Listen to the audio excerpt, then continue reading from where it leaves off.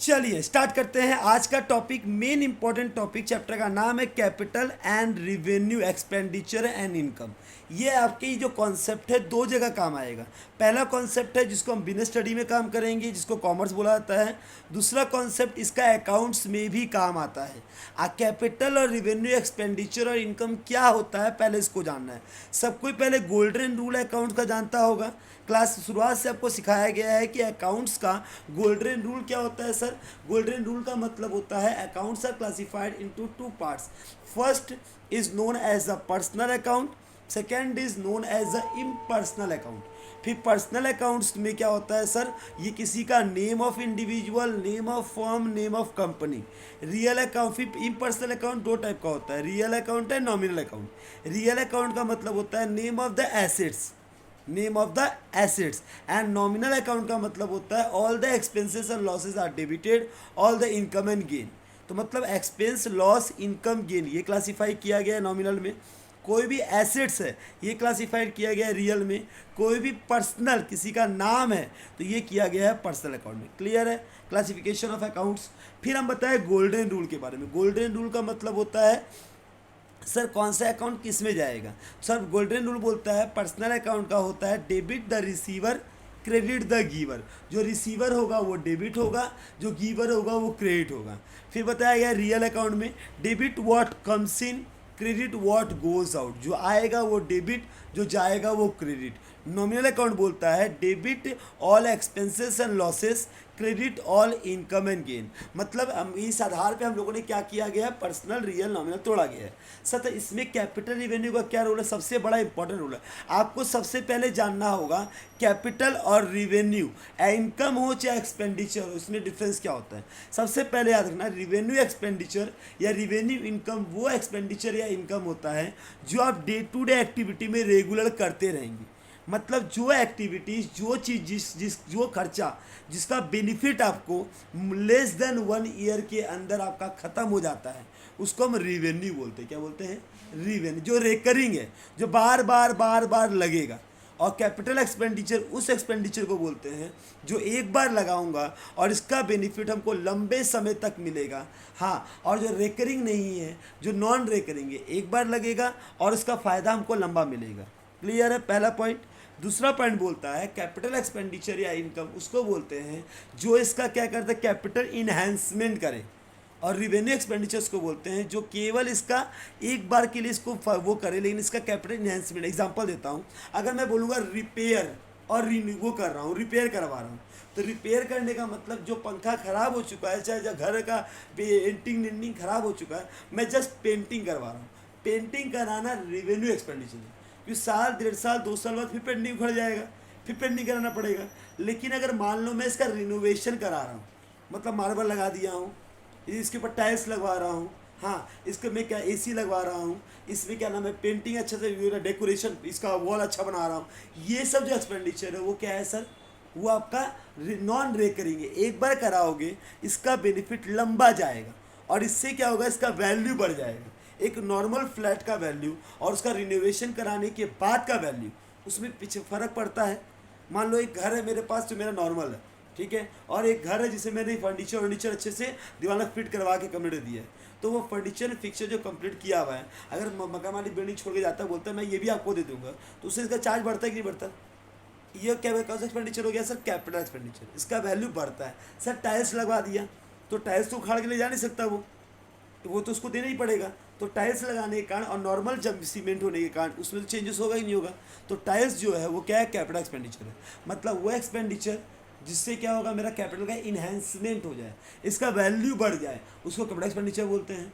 वो एक्सपेंडिचर जो मैं डे टू डे एक्टिविटी में करता रहता हूँ, इसमें कोई इन्हेंसमेंट नहीं होता, उसको रिवेन्यू बोलूँगा। क्लियर है। सबसे पहले डेटा को पढ़ना पड़ेगा और उसके अनुसार कैपिटल और रिवेन्यू को सेग्रीगेट कीजिएगा। सबसे इंपॉर्टेंट टॉपिक है, ये पढ़ते हैं। आज के टॉपिक में वो पढ़ना क्या है, सबसे पहले मीनिंग ऑफ कैपिटल एक्सपेंडिचर जो मैंने आपको समझा दिया, मीनिंग ऑफ रिवेन्यू एक्सपेंडिचर जो आपको समझा दिया, दोनों में अंतर मैंने समझा दिया। Meaning of deferred revenue expenditure सबसे इंपॉर्टेंट है, एग्जाम में आएगा ही आएगा, इसको वेरी वेरी वेरी इंपॉर्टेंट कर लो। डिफर्ड रिवेन्यू एक्सपेंडिचर, सर वो रिवेन्यू एक्सपेंडिचर जो रिवेन्यू है लेकिन इसका बेनिफिट इसका हमको मोर देन 1 ईयर बाद मिलता है। मतलब अभी हम क्या बोला, रेवेन्यू एक्सपेंडिचर वो होता है जिसका बेनिफिट हमको 1 साल के अंदर मिल जाए और उसके बाद उसका वैल्यू खत्म हो जाए, जीरो हो जाए। हाँ, कैपिटल एक्सपेंडिचर वो जो एक्सपेंडिचर है जिसका बेनिफिट हमको more than 1 year, 2 year, 3 year तक मिलता रहा, मतलब वो इन्हांसमेंट कर लंबा समय तक जाए। लेकिन डिफर्ड रेवेन्यू एक्सपेंडिचर वो एक्सपेंडिचर होता है, वो रेवेन्यू एक्सपेंडिचर होता है जिसका बेनिफिट हमको मोर देन 1 ईयर मिलेगा। सर ये कैपिटल नहीं है, ये रेवेन्यू है, लेकिन इसका बेनिफिट हमको मोर देन 1 ईयर मिलेगा। तो ये क्या हो गया, एक तरीके से कैपिटल हो गया, लेकिन कैपिटल नहीं है। मतलब कैपिटल का अलग बताया आपने, रेवेन्यू का अलग बताया, लेकिन डिफर्ड रेवेन्यू उसको बोलते हैं जिसका बेनिफिट हमको 1 साल से लंबा मिले, लेकिन वो कौन सा नेचर है, रेवेन्यू नेचर का है। नेचर रेवेन्यू है, बेनिफिट हमको मोर देन 1 ईयर मिल रहा है, तो उसको बोलते हैं डिफर्ड रेवेन्यू एक्सपेंडिचर। ये पक्का ही आएगा जब भी आए एग्जाम में। और फिर कैपिटल और रेवेन्यू में रिसिप्ट में डिफरेंस, अब यहाँ रिसिप्ट में आ गया कैपिटल रेवेन्यू और एंड रेवेन्यू लॉसेस और कैपिटल रेवेन्यू प्रॉफिट क्या होता है। आइए पढ़ते हैं एक एक, बड़ा ध्यान से पढ़ेंगे, मजा आएगा। A clear distinction between capital and revenue item must be made in order to ascertain the correct net profit and true financial position of the business। सबसे पहले याद रखना बेटा, अ क्लियर डिस्टिंक्शन, अगर असली से क्लियरली आपको अंतर पता नहीं चलेगा कैपिटल और रेवेन्यू का, तो आपका जो भी प्रॉफिट आएगा वो एक्यूरेट नहीं आएगा। एक्यूरेट प्रॉफिट निकालने के लिए, एक्यूरेट से निकालने के लिए आपको कैपिटल और रेवेन्यू में डिफरेंस करना पड़ेगा, क्योंकि कैपिटल एक्सपेंडिचर या कैपिटल इनकम वो जाता है आपका एसेट्स में और रेवेन्यू जाता है आपका पीएल में, प्रॉफिट एंड लॉस अकाउंट में। अगर आप कैपिटल और रेवेन्यू का सही से सेग्रीगेशन नहीं किए, मतलब आपने क्या किया, सारे को कहाँ ट्रांसफर कर दिया, रिवेन्यू में, रिवेन्यू का कैपिटल में, कैपिटल रिवेन्यू में, इससे जो आपका प्रॉफिट आएगा वो एक्यूरेट प्रॉफिट नहीं होगा। उस प्रॉफिट में सही प्रॉफिट आपको मालूम नहीं चलेगा। If you want to know the proper profit, correct profit of the firm, you must be segregate, must be distinction between the capital and revenue nature. मतलब अकाउंट्स में सही से financial position, financial statement, financial स्थिति अगर जानना है आपको, तो उसके लिए आपको क्या करना पड़ेगा, रिवेन्यू और कैपिटल में डिफरेंस पता होना मैंडेटरी, नहीं तो आप अकाउंटेंसी के रूल को ब्रेक कर देंगे आप। A clear distinction between the capital and revenue item must be made in order to ascertain the correct net profit and the true financial position of business. If any error, अगर कोई भी गलती होता है, is committed in a differentiating between the capital and revenue item, profit and loss account will not show the correct net profit and the balance sheet will fails to show the true and fair a picture of the firm of financial position. Therefore all revenue item are shown in the trading and profit and loss account, where all capital item are entered in balance sheet। क्या किया जाता है, सारा capital item को balance sheet में और revenue item को कहाँ पर, पीएल में हम लोग ट्रांसफर करते हैं। कोई दिक्कत?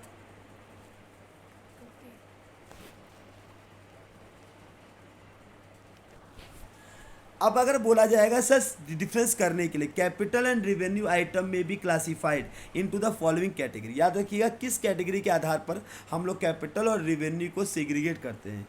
Capital expenditure and revenue expenditure, हाँ सर ये कैपिटल एक्सपेंडिचर है, ये रेवेन्यू एक्सपेंडिचर है। कैपिटल रिसिप्ट और रेवेन्यू रिसिप्ट, ये जो रिसिप्ट हमको मिला है वो कैपिटल नेचर का है, या जो ये क्या नाम है रिसिप्ट मिला है वो, जैसे हम लोग बोला ना पीएल में 2 लिखते हैं हम लोग, खर्चे को डेबिट, इनकम को क्रेडिट। अगर मान लो रेंट रिसीव्ड है तो ये क्या है, रिवेन्यू रिसिप्ट है, ठीक है। अगर हम बोलेगा सर रेंट पेड है तो बोलेगा रिवेन्यू एक्सपेंडिचर है। तो खर्चा हो चाहे रिसिप्ट हो, दोनों का नेचर पता होना चाहिए, कैपिटल है कि रेवेन्यू है। फिर कैपिटल लॉस और रेवेन्यू लॉस, कैपिटल लॉस है कि रेवेन्यू लॉस है। फिर कैपिटल प्रॉफिट कि रेवेन्यू प्रॉफिट, इसको पता करना। बस 4 भागों में तोड़ा गया है।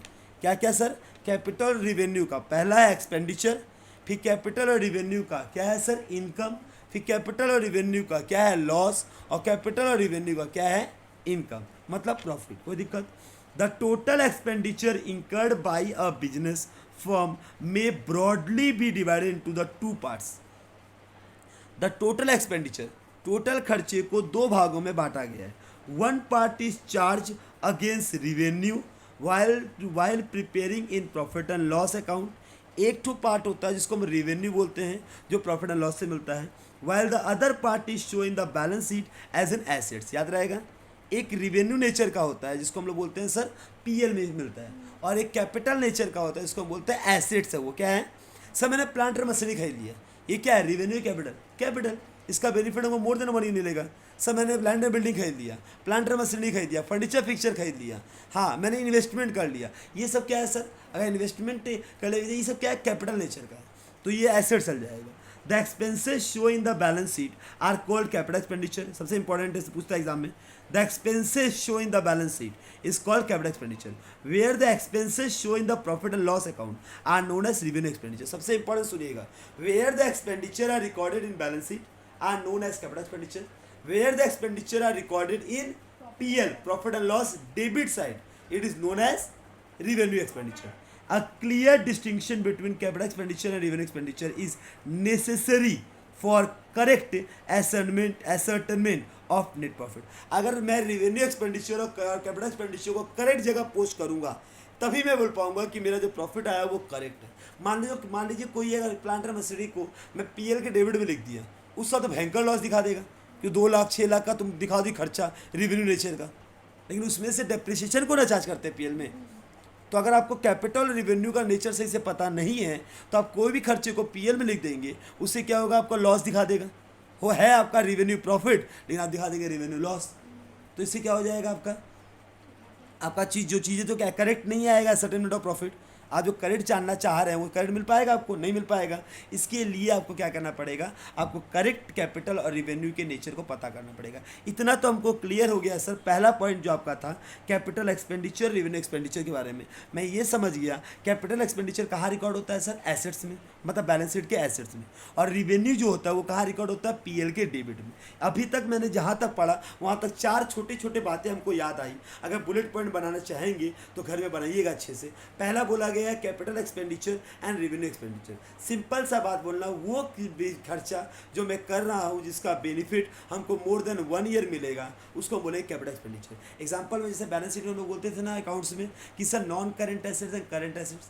करेंट एसेट्स उस एसेट्स को बोलते हैं जिसका बेनिफिट हमको 1 साल से 1 साल के अंदर पैसा मिल जाए, कैपिटल करेंट एसेट रिकवर हो जाए, या वो पैसा जिसको हमको मोर देन 1 ईयर लगे रिकवर करने में, तो वही बोला जा रहा है। वो एसेट्स, वो खर्चा जिसका बेनिफिट हमको मोर देन 1 ईयर मिलेगा वो करेंट है। नॉन करेंट है मतलब वो कैपिटल है, और जो खर्चा मुझे 1 साल के अंदर मिल जाएगा वो क्या है?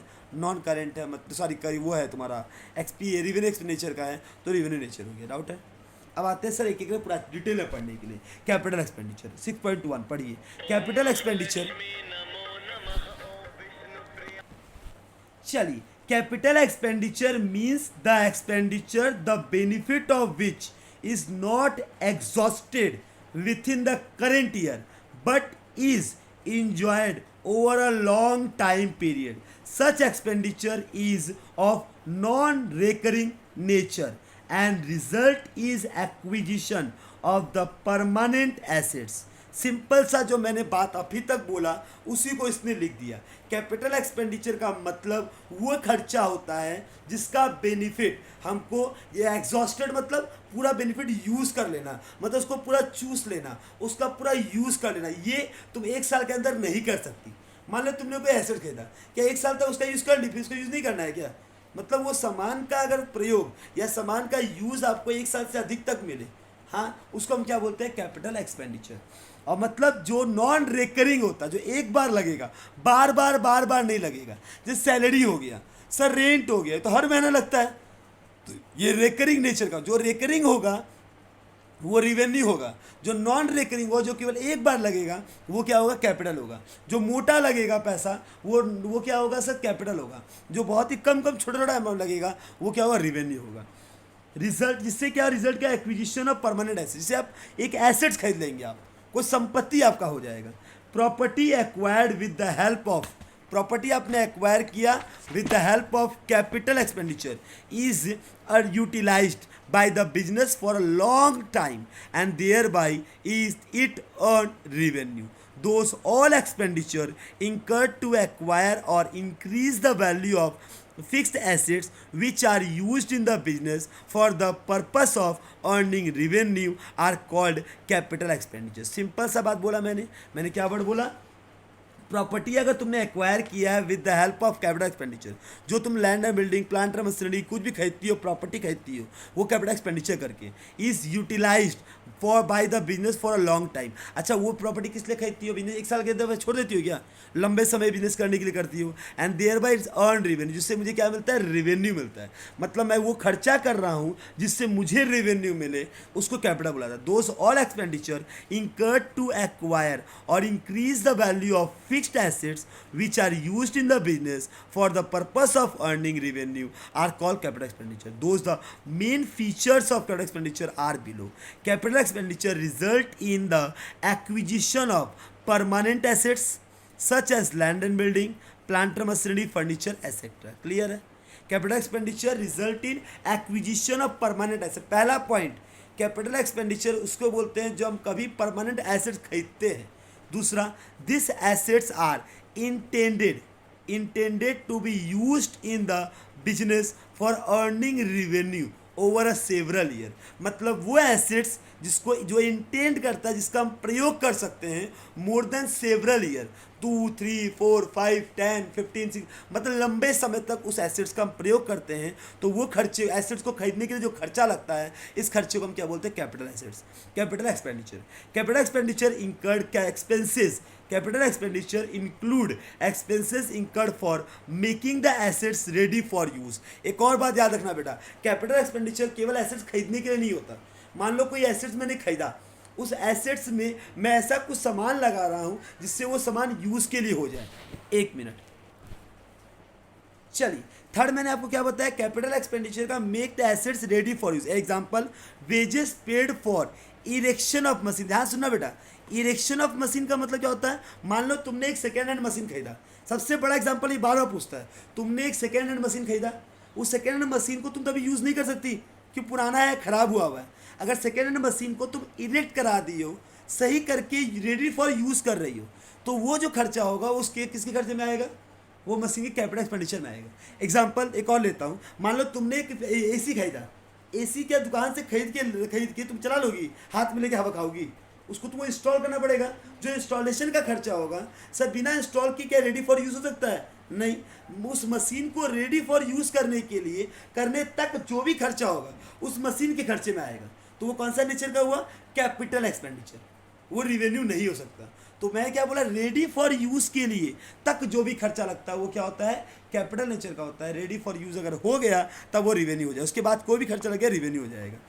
Cost of the platform on which the machine will be fixed, क्या बोला कि cartage paid on acquisition of plant and machinery.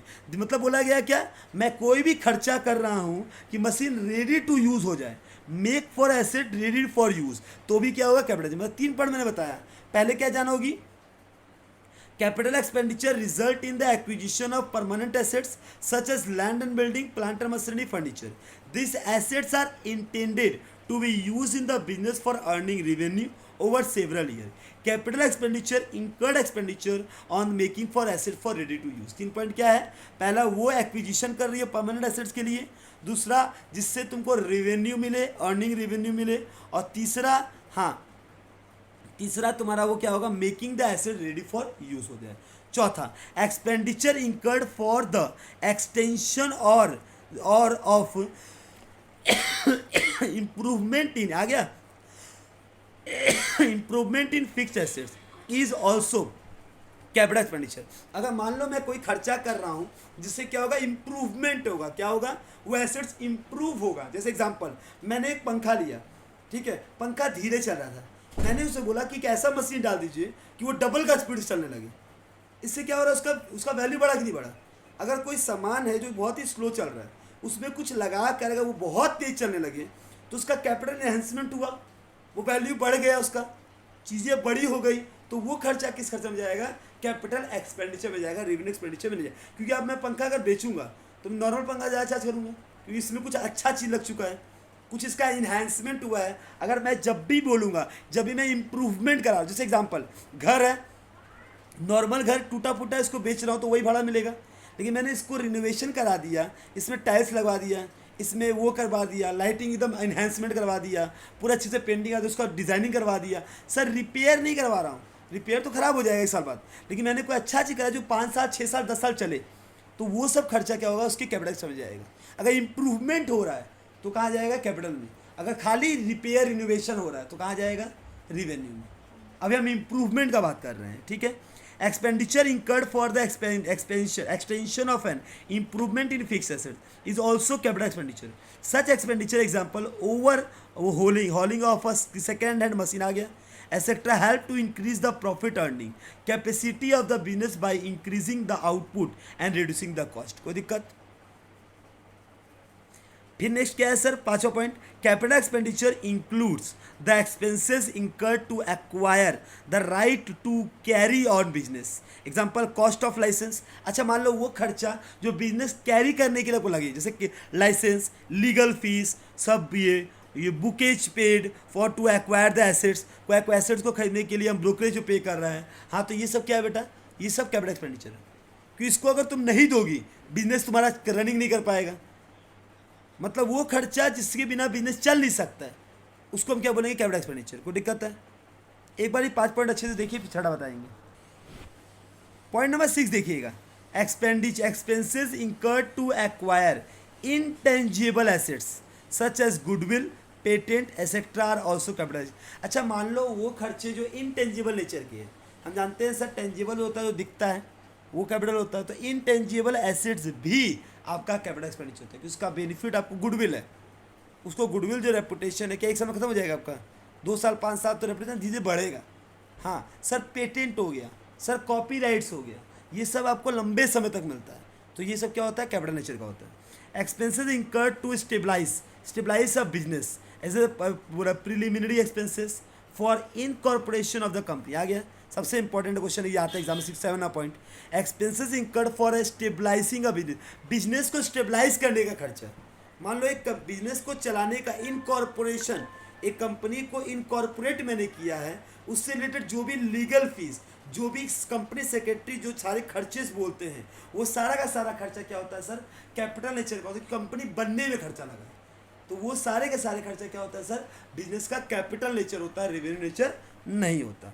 Sir expenses incurred on issuing the share और डिवेंचर, शेयर इशू कर रही हो, डिवेंचर इशू कर रही हो, पैसा उठा रही हो, ये सब कैपिटल एक्सपेंडिचर होता है। Expenses incurred for raising a loan for a business, business के लिए लोन ले रही हो तो भी कैपिटल नेचर का होता है। Expenses incurred to reduce the operating cost, बोला conversion of a hand driving machine into the power driving machine. मतलब पहले जो आप क्या करते थे, मान लीजिए गन्ना पीसने का मशीन था, पहले आप हाथ से हिलाते थे, अब इसको क्या मोटर लगा दिए, तो आप कन्वर्ट किए ना हैंड मशीन को क्या नाम है मशीन में, इसका जो भी खर्चा होगा वो भी कैपिटल नेचर होगा, इससे कैपिटल आपका इन्हेंसमेंट हुआ है, ठीक है। Expenditure incurred in a T and rubber plantation, horticulture etc. during the development process before they begun to yield any income, such expenses is called development expenditure। कोई भी चीज़ को डेवलपमेंट करने का जो खर्चा लग रहा है वो भी कहाँ आता है बेटा, वो भी आता है कैपिटल एक्सपेंडिचर में, रेवेन्यू नेचर का ये नहीं होता। कोई दिक्कत।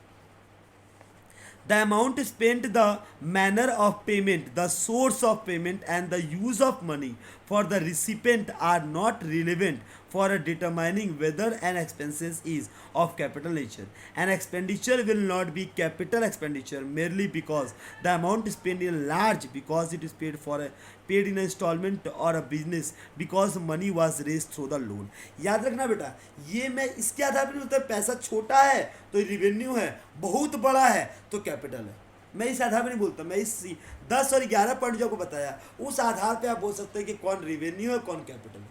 अभी मैंने कैपिटल का 11 पॉइंट बताया, उस आधार पे ही आप देखिएगा, आप पैसे के साइज छोटा बड़ा देखकर मत बोलिएगा। मान लीजिए 2000 रुपये ही सर लगा इंस्टॉलेशन का, लेकिन वो इंस्टॉलेशन का खर्चा कहाँ जाता है, कैपिटल में जाता है, ठीक है। लेकिन मान लो भाई 2 लाख रुपया लगे सैलरी का, लेकिन सैलरी जो होता है वो कहाँ जाता है सर, रेवेन्यू का। तो सर ये आपको नेचर देख के बताना पड़ेगा, आप पैसे के अमाउंट देखकर इसको कैपिटल रेवेन्यू मत कीजिए कभी, ये गलत तरीका होता है करने का। Some example of capital expenditure are given below. Purchase of land, building, plant and machinery, equipment जो हम बता दिया एसेट्स के लिए। Cost of addition, extension, improvement, extending of fix assets, हाँ सर ये भी बताया था। Cost of overhauling the second hand machine बताया अभी आपको। Expenses incurred for putting an assets into the working condition, मतलब एसेट्स को यूज करने तक लाने का खर्चा. Cost of increasing and improvement of earning capacity and installation capacity of the machine. Cost of intangible assets such as goodwill. Expenses incurred in a connection with the purchase of land and buildings such as fee paid or lawyers or registration fees. It is called a capital. मैं जो अभी 11 बताया उसी को यहाँ पर 6.7 पढ़ने का एग्जाम्पल दे समझाया. तो एक बार एग्जाम्पल भी अच्छे से देखिएगा. एग्जाम में बहुत सारे आपके MCQ छोटे क्वेश्चन पूछेगा, ये रिवेन्यू है कि कैपिटल है, तो आपको इस आधार पर आप बता सकते हैं. कोई दिक्कत यहाँ तक नहीं है तो फिर रिवेन्यू में घुसेंगे हम लोग. चलिए इसके बाद बढ़ते हैं रिवेन्यू एक्सपेंडिचर.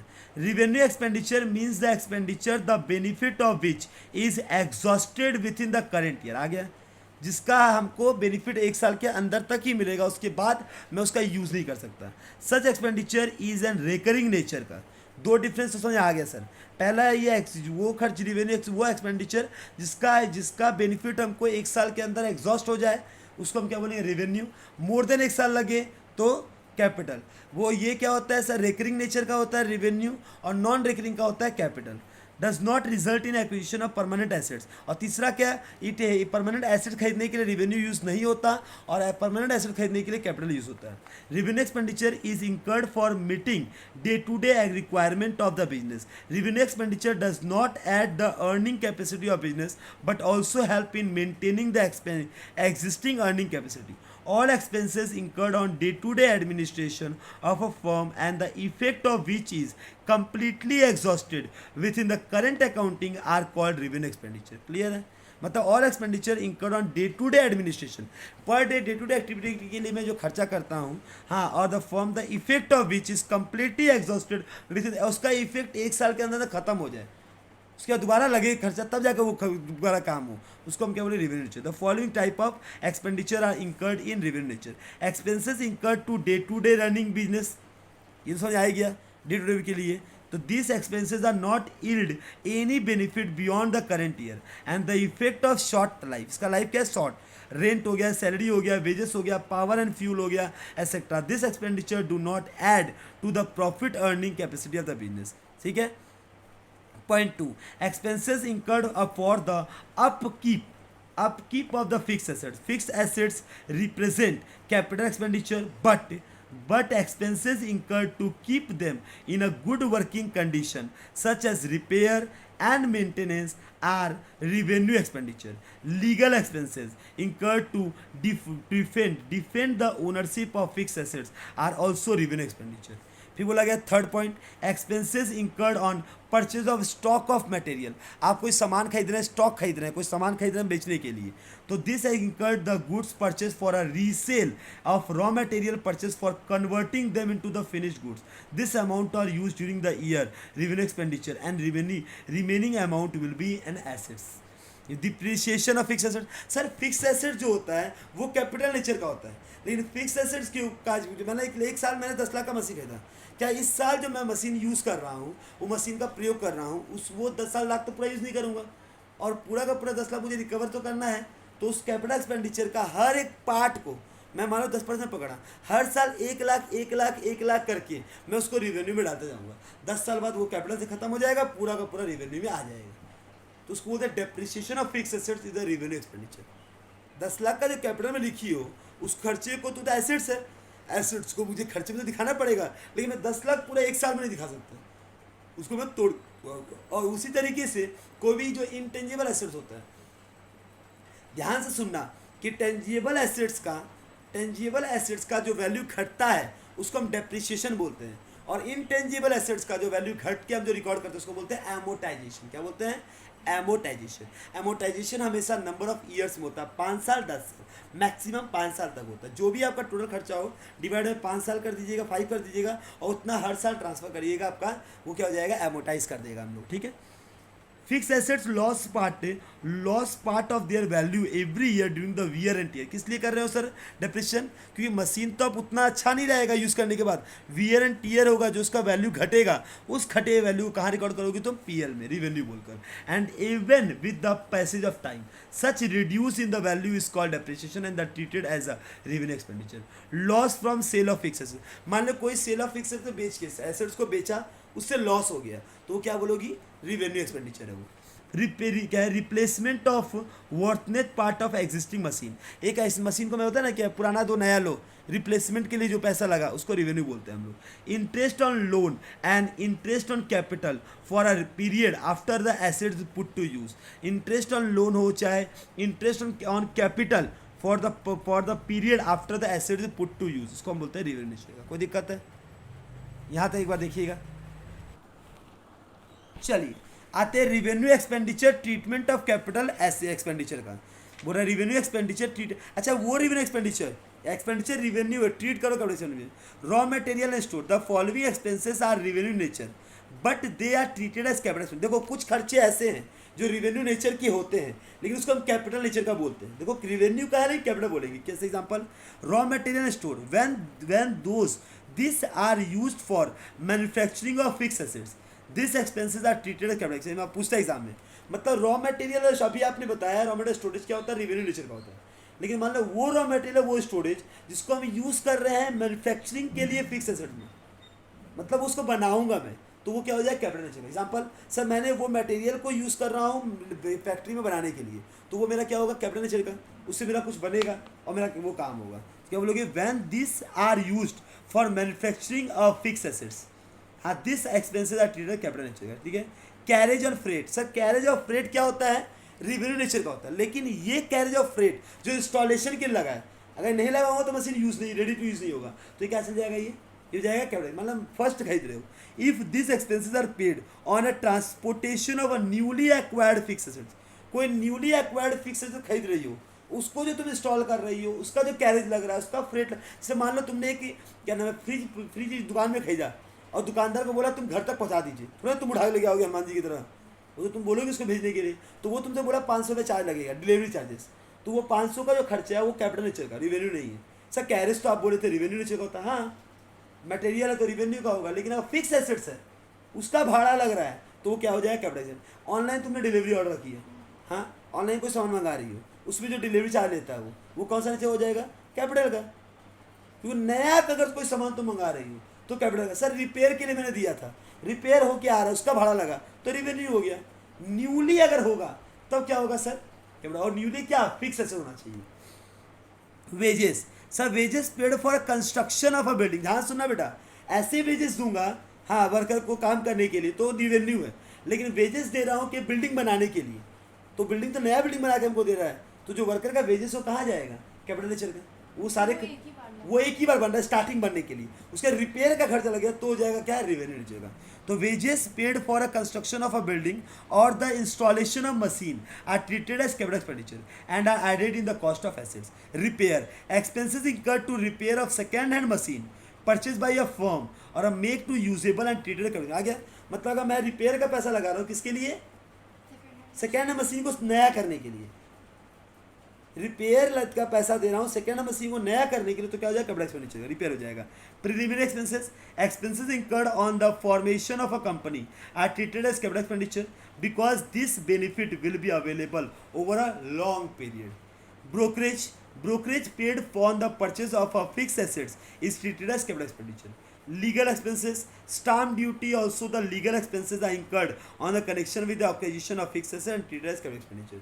सर एडवर्टाइजमेंट क्या है सर, कि वो तुम्हारा कैपिटल एक्सपेंडिचर का है, कि उससे क्या होगा, आपको लंबे समय तक बेनिफिट मिलेगा। एडवर्टाइजमेंट का ऐड का फायदा केवल एक साथ नहीं मिलता, उससे ज़्यादा मिलता है, तो क्या हो जाएगा, ये ऐसे नॉर्मली ये रिवेन्यू होना चाहिए, नहीं कैपिटल का हो जाता है। Sir interest paid on loan on capital when paid during the construction of the fix asset is treated as capital expenditure. Doubt है? इसके बाद देखिए दोनों का डिफरेंस दिया हुआ है। सब पर्पस किस लिए, किस पर्पस से कर रही हो, it is incurred for acquisition of fix assets to be use in the business, तो कैपिटल हो जाएगा। It is incurred to day, तो क्या हो जाएगा सर, रिवेन्यू हो जाएगा। Sir earning capacity, increase in earning capacity of the business, तो कैपिटल होगा। Does not increase in earning capacity, तो रिवेन्यू होगा। मोर देन 1 ईयर यूज करोगी तो रिवेन्यू होगा, कैपिटल होगा। लेस देन 1 ईयर होगा तो रिवेन्यू होगा। It is show in the balance sheet, it is show in the trading and PL account. Non recurring है, रिकरिंग है। Leads to be increase in the value of asset, does not lead to be increase in value of asset. Doubt है? Simple है, यहाँ तक में कोई दिक्कत नहीं होना चाहिए। कोई दिक्कत है? चलिए यहाँ तक हो गया, तो यहीं तक टॉपिक आज का रखा गया है। सेकेंड पार्ट जब जाएंगे तो हम लोग घुसेंगे किसके में, डिफर्ड रिवेन्यू एक्सपेंडिचर। उसके बाद जितने इलस्ट्रेशन है, कौन आपका रिवेन्यू है, कौन आपका कैपिटल है, कौन आपका डिफर्ड रिवेन्यू है, इसको तोड़ने के लिए नेक्स्ट पार्ट वेरी इंपॉर्टेंट है। लेकिन आज के पार्ट का वीडियो पहले समझेंगे, तब नेक्स्ट पार्ट आपको समझ अच्छे से आएगा। तो आज का पार्ट का वीडियो यहाँ तक देखिएगा अच्छे से। कोई भी दिक्कत होगा तो हमको कमेंट में पूछिएगा, हम बता देंगे। Thank you, bye bye.